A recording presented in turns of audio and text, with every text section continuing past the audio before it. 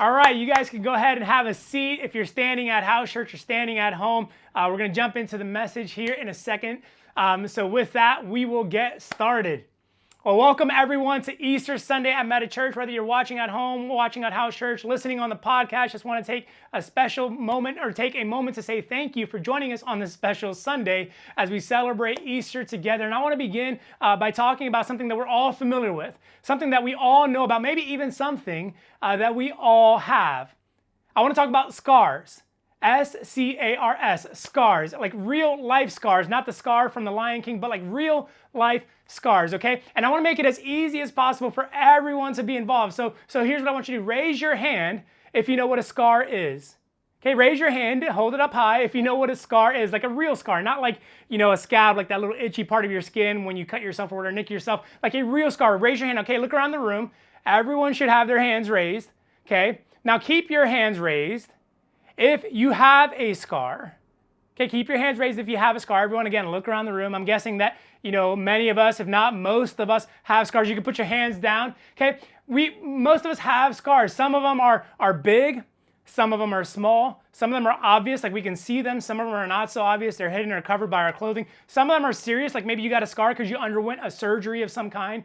Some of them are not so serious, like you fell and just happened to leave a scar. Now I've got a ton of scars.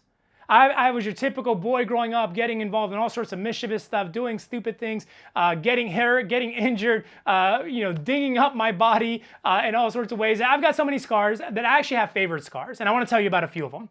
Okay, I'll start right up here at the top of my head. I don't know if you can see it, but there's like a line somewhere in this area, a faint line where I have a scar, and that one happened when I was 5 years old.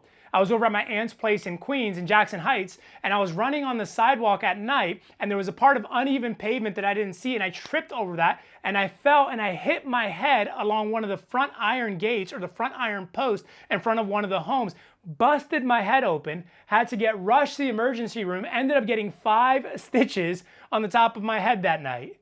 I've got another scar that, again, I don't think you can see it unless it was like zoomed way into my face, but I've got a scar right on my right eyelid and just underneath my right eyebrow where I got bit by a dog.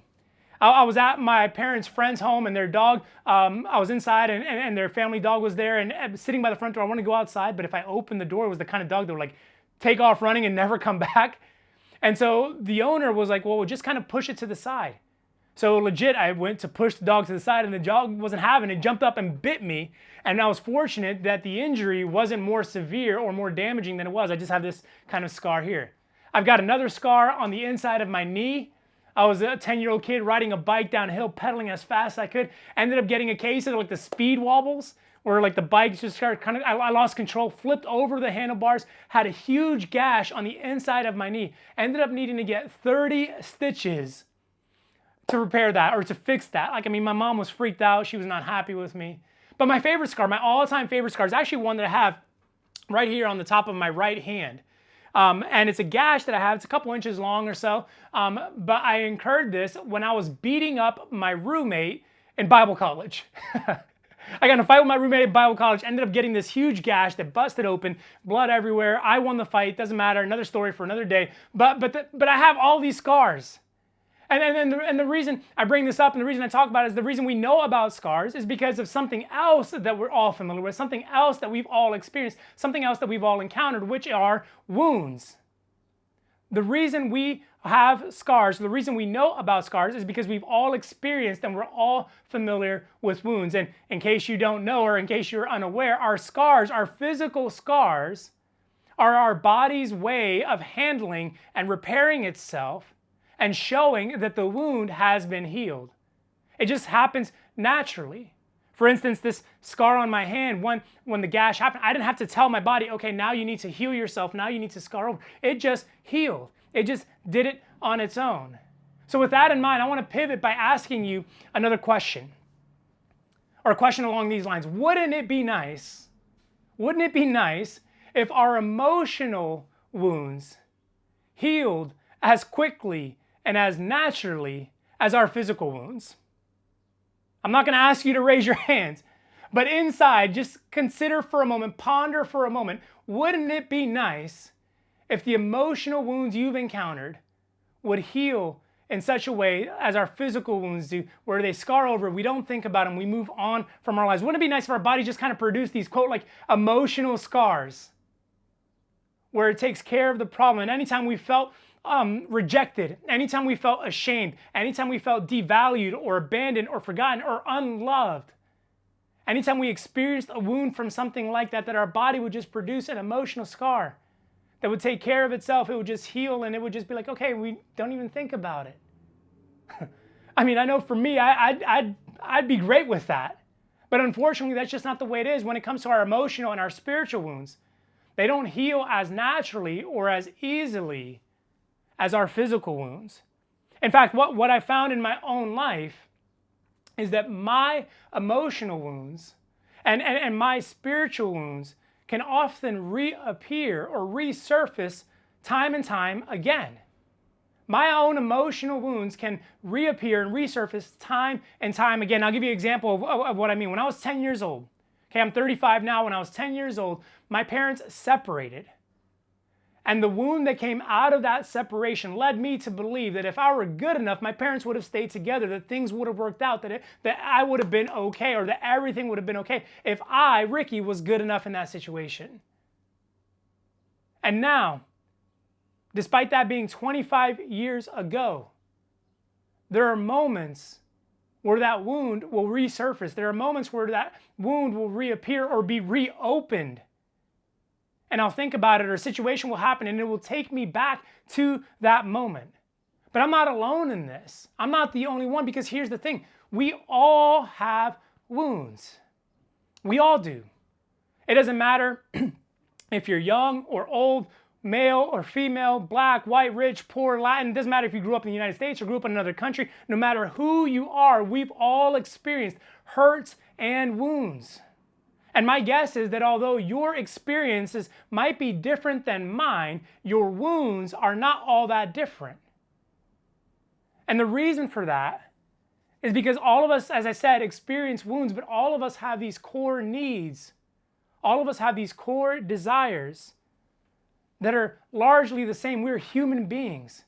And anytime those things are either compromised or threatened, we end up experiencing a wound or a hurt of some kind. And as humans, again, black, white, young, old, male, female, born in the United States, born outside of the United States, speak English, speak Spanish, doesn't matter what your experiences were, your upbringing, your personality, all of us at our core, these are these indelible needs. And I'll list them for you. I'll put them up on the screen so that you can see what I'm talking about. There's kind of 4 common needs, or 4 core needs that we all share in common. And the first, there's security, there's acceptance, there's love, and there's hope. Security, acceptance, love, and hope. We all want security. It is a need of ours. We want to be stable. We want to know that things are going to be okay. We want to know that things are safe and secure. It's why we get flustered when all of a sudden we get a lease renewal and our rent's going way up. It's why we get scared or worrisome when our job might be in peril or our company might be transitioning. We want security. It's a core need. It's why we want to be in the same place. It's why we want to feel established. Not only that, but we want acceptance. We want to belong somewhere. We have this core need. We want to belong to a tribe, to belong to a community, be connected with a peer group, be connected with friends, people that accept us where we are. And beyond that, we have this need for love, where we are intimately known, where someone else or someone else's potentially know us for who we are, and they just love us despite our shortcomings, despite our insecurities, despite our imperfections. We need to feel love. Our parents, our marital partner, whoever it might be, we need to encounter and need to have this love. And then we need hope. We need to know that tomorrow is going to be better than today. That what we're set to encounter or set to experience in the future is better than what we've encountered or what we've experienced in the past. We need this. We need to believe for something better in the future. And anytime one of those needs is not met, anytime one of those needs is endangered, anytime one of those needs is threatened, we suffer a wound. But we don't just suffer an emotional wound. In fact, it goes far deeper than that. Because these are spiritual needs. This list of needs on the screen are spiritual needs, which means they produce spiritual wounds within us.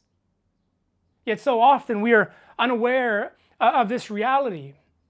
So we kind of go about our days and we try to make the most of it and try to satisfy these spiritual needs in relatively like temporal ways which ultimately, inevitably, end up leaving us even feeling greater hurt or experiencing greater hurt or deeper wounds. We'll do things that bring momentary relief. What I've learned about myself and what I've observed in others, that we're really good at finding ways to kind of bandage or dress our wounds temporarily. Whether it's by way of distraction, right? Like we want to distract ourselves. Ooh, that hurt, that stung. Like I experienced this pain of rejection, or I experienced this pain of abandonment, or this pain of fear. And that resurfaces or brings back a wound that I experienced previously, or that creates a new wound. And so let me just distract myself. Let me focus on something else. Let me go look for this. Let me, scroll TikTok or Instagram or Snapchat. Let me just kind of, focus on my job. Let me just not really think about it. Let me just pretend that didn't happen. And that way, I don't have to deal with the pain. Or maybe we look to find a way to cover it or deal with it by way of pleasure. Oh, that didn't make me feel good. So let me find something else that makes me feel good. That hurts, so let me find something else that makes me happy. That stings, so let me find something else that tries to satisfy a vacation, a new relationship, a life experience. Let me just find something that brings pleasure to cope or deal with this hurt. And if it's not distraction or pleasure, maybe it's by way of self-help, where we, maybe read books or listen to podcasts, or we try to make ourselves a better person, and we think, well, you know what? Okay, how do I process this situation? How do I process this hurt so that I can respond differently the next time? And we try to correct or overcorrect. But when that hurt resurfaces, when that hurt reappears, it leaves us searching for something else, desperate for something else. You see, we're really good at finding temporary fixes that treat the symptom but don't heal the wound. Let me say that again so that you can catch it, so that you can take note of it and consider it in your own life. We're good at finding temporary fixes that treat the symptom but don't heal the wound. And again, I go back to the fact that these are spiritual needs. And these needs were never meant to be healed by things that are so temporal, like a job change, or a career, or moving to a new city, or starting a new relationship. They're not meant to be fulfilled by another person or another destination. They're not even meant to be satisfied by you. See, those things, anytime we make effort, anytime we attempt to address our wounds, to address our hurts in such a way, it's like the equivalent, it's like the spiritual equivalent of finding out you have cancer and putting a Band-Aid on your skin. Like, you can look at that Band-Aid and think, okay, this makes me feel better, but it's not doing anything. And in the same way, when we respond in such temporal ways, looking for temporal relief or looking for that relief to that pain, that spiritual need, that spiritual wound, with the temporal response, we're not really addressing the problem. And listen, let me just say this outright so that it's clear in case there's any confusion or any lack of clarity. I want you to know, I'm not speaking this in a condemning tone. I'm speaking from a place of compassion because I do this all the time. I fall privy to this. I fall prey to this where I try to address my wounds with distraction, where I try to address my hurts with pleasure, where I try to hurt or satisfy my needs through self-help. And so this isn't a condemning voice to you, but one of compassion and empathy. And if anything, this is not a judgment against you or a judgment against me or a judgment against us. If anything, the way that we try to treat our wounds, I believe, points to something honorable within each of us, which is we all want healing. Yes, we all have wounds, but again, it doesn't matter if you're young, old, male, female, black, white, born in the U.S., born outside of the U.S., rich, poor, what your upbringing was, what your current state is. It doesn't matter what that is. We all want healing. None of us want to suffer. Nobody wants to struggle. Nobody here wants to continue feeling this pain repeatedly and over an extended period of time. We all want healing in our lives. And the good news is The good news is that we are at the right place on the right day because the Easter story is a powerful story of healing. And newsflash, I don't know if you knew that today was Easter, but the Easter story is about a God-man named Jesus who came to this earth, lived a perfect life, free from sin, free from hurts, actually offered healing. He died on a cross to pay for our sins, to treat our wounds, to treat our hurts. And then a few days later, he rose again, defeating the grave, defeating sin and the shame that comes with it so that we could experience healing. And Jesus' crucifixion and his resurrection was about to establish something new for the world. See, when Jesus rose from the dead, it paved the way for people like you and like me to experience something that the world had never experienced before. At least not in this way. And here's what I mean by that.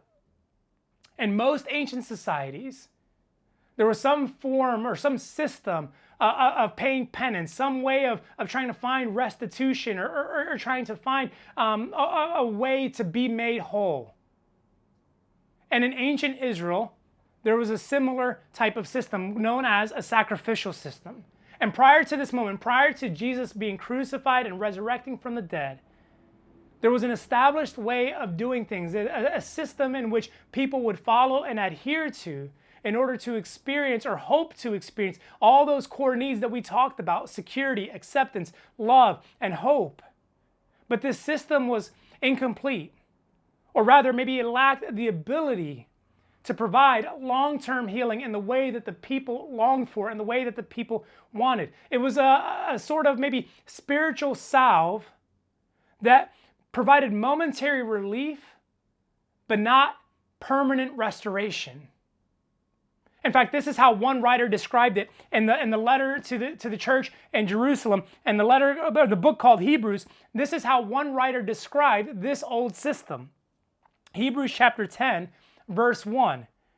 The writer says this: "The old system under the law of Moses was only a shadow, a dim preview of the good things to come, not the good things themselves. The sacrifices under that system were repeated again and again, year after year, but they were," notice this phrase, "they were never able to provide perfect cleansing for those who came to worship." If they could have provided perfect cleansing, the sacrifices would have stopped, for the worshipers would have been purified once for all time, and their feelings of guilt would have disappeared. But verse 3 says this: "But instead, those sacrifices actually reminded them of their sins year after year." You see, to paraphrase it, what the writer was saying is not only was this system tired and repetitive and redundant, but it didn't work to bring complete healing. It didn't work to bring complete restoration. It didn't work to bring what the people were looking for. In fact, the more they did it year after year, the more it reminded them that they weren't healed, the more it reminded them that they weren't whole, the more it felt like it actually made things worse. No matter how hard the people worked, it wouldn't make them right. No matter how many sacrifices they offered, it wouldn't last. It wouldn't be permanent. They couldn't obtain the healing they desired. In fact, the more they followed this system, the more it revealed how far apart they were from the healing that they wanted and the life that they were living. Now, I don't know about you, but to me, this sounds a lot like us, doesn't it? This sounds a lot like our lives. Maybe for some of you, you feel like this is the story of your life. You feel like this is what's been taking place, that month after month, year after year, you're attempting things, you're doing things, you're seeking things, you're trying things, you're leveraging whatever you can to find healing. And it's not working. In fact, the more you do, the more effort you put in, the more money you put behind it, the more therapy you go to, the more medication you take, the more effort you put into trying to address it, the more it reveals to you that this is not getting better. And you've tried all that you know how to become whole, to be made right, to let that wound, to let that hurt be healed. Maybe like me, your wounds stem from your childhood. Maybe like me, you encountered your parents separating, or your parents divorcing, or your parents leaving. And that's produced a long line a long history of wounds. Maybe you experienced something else, some other traumatic situation, some sort of abuse. And it seems like no matter what, you can't find the healing that you need, the healing that you're desperate for. Maybe you encountered something else as an adult or something that you experienced, a relationship gone sour, the loss of a loved one. And that wound, no matter how many times you thought it was closed up, no matter how many times you thought it was healed, resurfaces, reappears, reopens.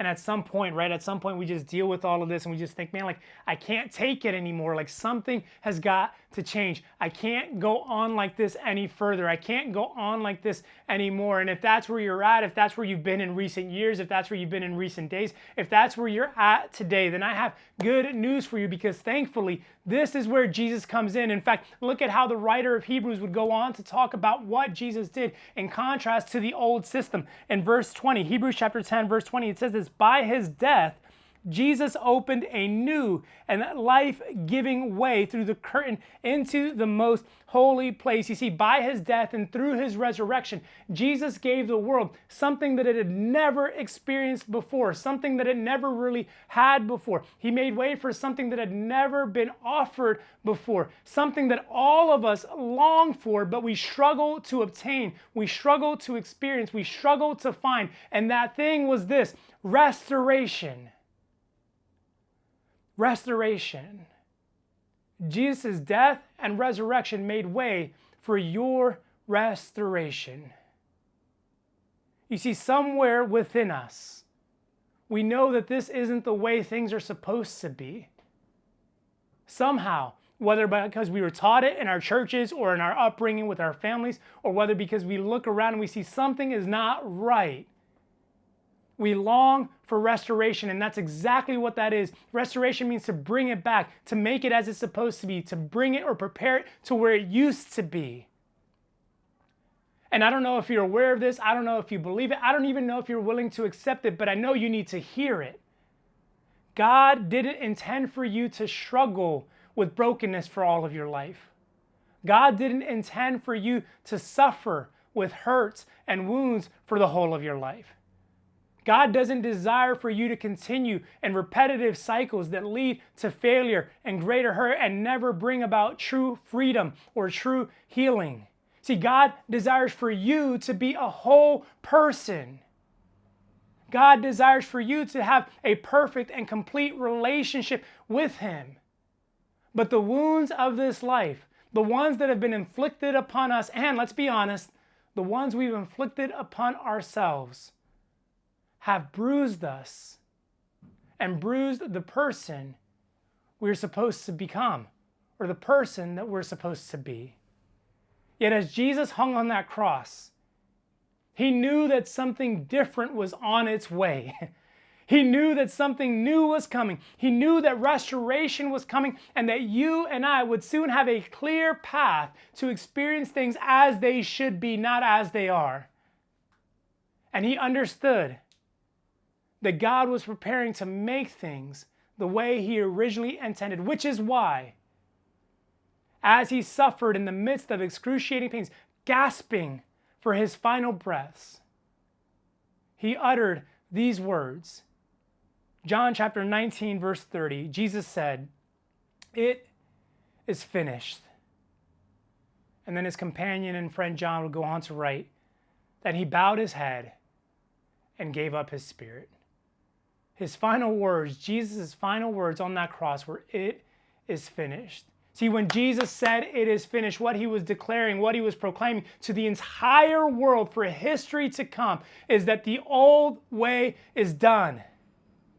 That no longer do you need to look for momentary relief. No longer do you need to search for temporary fixes. No longer do you just put a Band-Aid on the cancer that's eating away at your soul. No longer do you have to struggle with the same issues, with the same hurts, with the same wounds over and over again, to the point where you realize nothing is changing, nothing is getting better. In fact, it's only making things worse. No longer do you have to deal with the pain and the power of shame and brokenness that you could now experience experience healing and restoration. Jesus said, when it is finished, you can experience this. I have healing and restoration to offer to you and to the entirety of the whole world. See, this is the good news of Easter. This is the message. This is why Jesus was committed, why he led himself to the cross, why he was willing to go to endure something that none of us could even imagine or fathom how difficult or how painful it would be. He was willing to do that so that you and I could experience healing and restoration in our lives. So that we could step into the person and the people we're supposed to be. So that we could experience the way God intended things to be, not the way things actually are.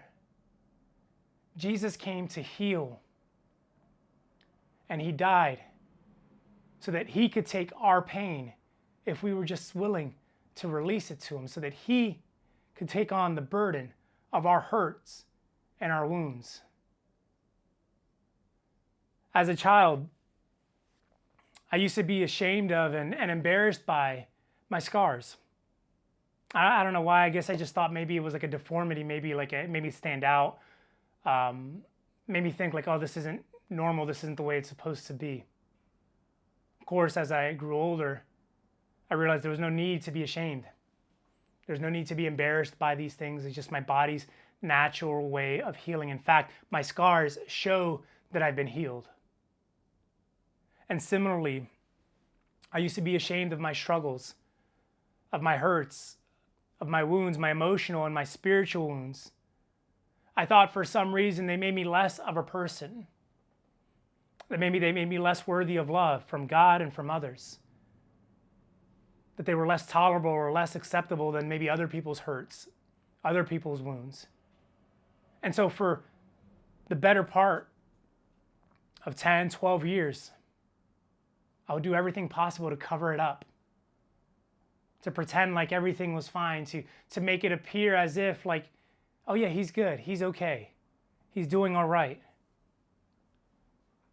But it wasn't until I exposed those wounds, that I made them open, that I realized and I learned that my wounds are actually simply just an opportunity to experience and to encounter God's healing in my life. And thankfully, by the grace of God and through the power of Jesus, I've experienced that healing. I've experienced that restoration like never before. And the same thing is offered to each and every one of you today. No matter where you've been, no matter what you've encountered, no matter what's taken place, no matter what's been done to you. The same level of healing and restoration is what's made available to you today. And here's the thing. It's permanent. It doesn't go away. You don't have to hustle for it. You don't have to repeat some weird tradition year after year. You can experience the healing and the restoration of Jesus so long as you're willing to say, Jesus, here are my hurts. Here are my wounds. I'm willing to let you in, and I'm willing to receive the healing that you have to offer. And here's what I know. While I'm no medical doctor or medical practitioner, I do understand that if you want to deal with an issue that plagues you, and you want to address it and you want to heal it, then you have to address it at its core.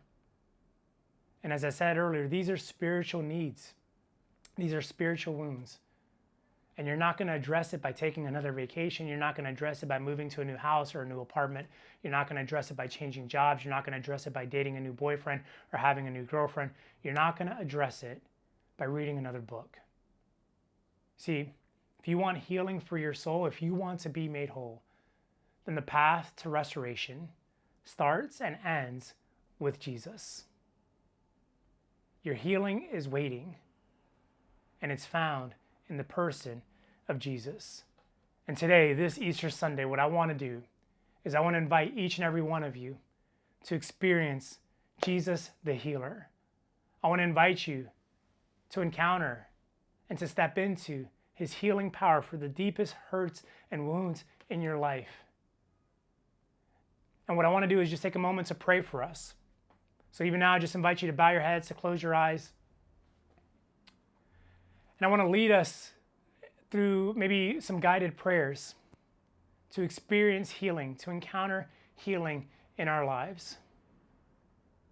And so there in your seat with your head bowed, your eyes closed, I want to start by praying for anyone who feels like, you know what, I have a hurt of some kind. I have a wound of some kind. It's not scarred over. It's not healed. And I want Jesus to minister in this place. I want Jesus to heal this wound.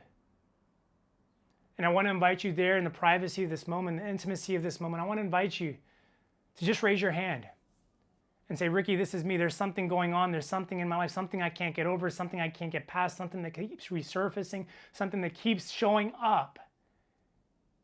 And I want to experience the healing power of Jesus in my life. I want to invite you, just raise your hand if that's you. Nobody looking around, no one invading your privacy. Just raise your hand. Thank you. You can go ahead and put your hands down. And I want to lead you in this prayer. Just kind of follow my words, if you will. Jesus, I thank you for your healing. I thank you that you have something to offer that cannot be found elsewhere. And today, I bring to you my pain. I bring to you my hurt. I bring to you my wounds. God, you know exactly what they are, and I'm offering them to you. You took my place. In fact, your word says you bore my stripes, and by your wounds, Jesus, I am healed. So today, I trade my hurts for your healing. I declare in faith that your healing will be experienced in my life. I believe and trust and hope for what's to come. Now I want to take a moment to pray for anyone who maybe feels like, you know what, the opportunity now is to give my life to Christ. I've never placed my faith in Jesus. I want this healing, but I don't even know where to begin. And as I said at the end, it begins and ends with Jesus. So again, as every head is bowed, every eye is closed, I want to invite anyone who today feels like, you know, I need to begin my relationship with Jesus. I want to start with Jesus. I want to find healing in Jesus. And if that's you, I want to invite you to follow along similarly in this prayer. As I speak it, just repeat it there in your heart. Jesus, I don't know what to make of all this, but I do understand that I'm hurting. I do understand that I have some wounds. And some of these wounds have been things that have happened to me. And while others are things that I've done to incur the hurt and the wounding. And Jesus, today I realize that I need you in every area of my life. I need you to heal the wrongs I've done. I need you to heal the pain I've experienced. And I need you to heal the faith that I've lacked. So today, Jesus, I come to you the best I know how. I recognize that you died on the cross for my wrongs, for my sin, for my pain and my struggles.